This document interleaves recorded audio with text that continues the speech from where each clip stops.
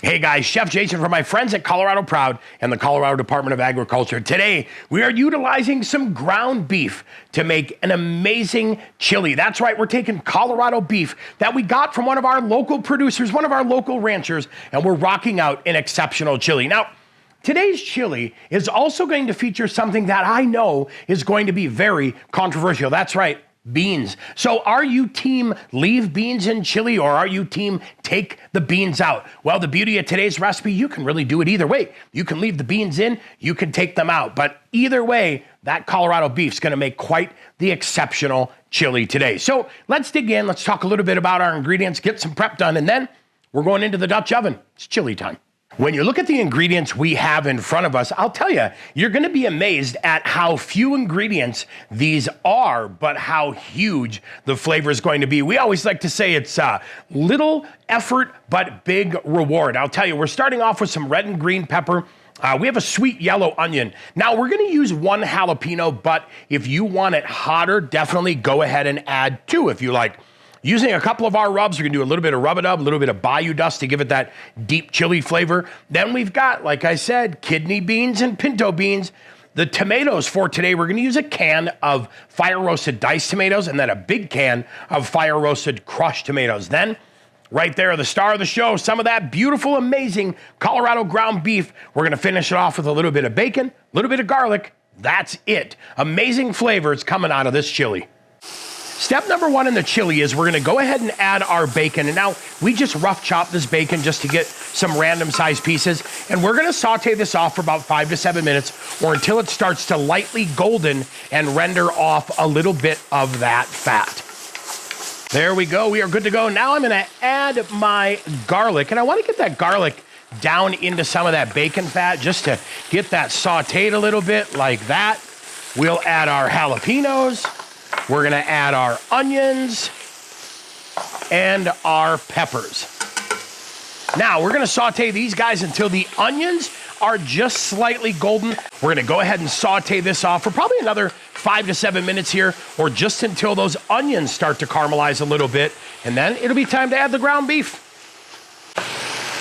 We're starting to get a little color on those onions, so it is time to add our ground beef. What I like to do is kind of go through here too and just get that ground beef kind of squished up just a little bit while we get it in there. But now what we'll do is we will go ahead and cook the ground beef while we continue to stir it, chop it up, and get it into smaller pieces. Help us get this cooked a little bit faster. But now we'll go ahead and cook this till that ground beef is about 3/4 of the way done.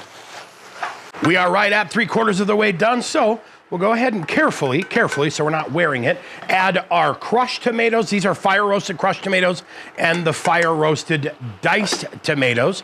And we'll get this stirred in. I always say stir to combine, but get everything mixed in real nice.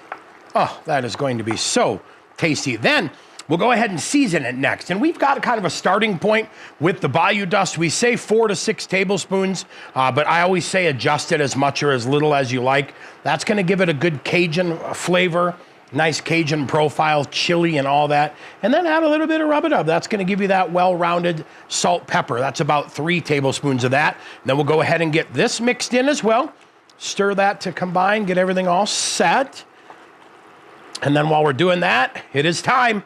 We're going to add our pinto beans that we've drained, and we're going to add our kidney beans. And these are just drained. We didn't rinse them, just gave them a good little drain. Now we'll get everything set to go here, get this all mixed up, and then we're going to put the cover on it because now we're going to go ahead and let this simmer. We are about 10 minutes into this simmer, and you can see everything is combined nicely, and we've got a beautiful, oh man, beautiful texture to the chili. Now, this is a great time to go through here too.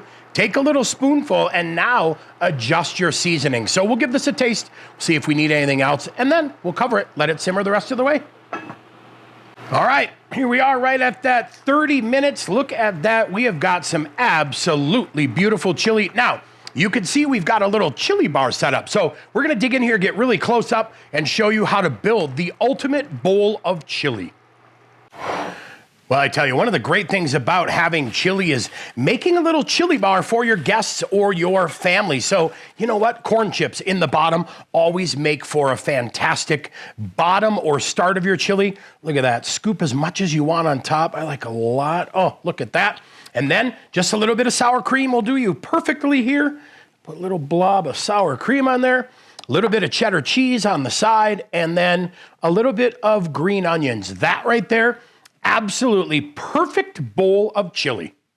Easy, tasty, absolutely delicious. I will tell you what, chili makes a great family meal. It makes a great appetizer party. It makes a great football party and more. I'll tell you what, it tailgates great and it travels great too. Hey, for today's recipe, don't forget, head over to coloradoproud.com. You can grab today's recipe, find a bunch of other recipes, and some amazing products from local manufacturers and producers. That is Colorado Proud. I'm Chef Jason for the Colorado Department of Agriculture. Thanks so much for cooking with us.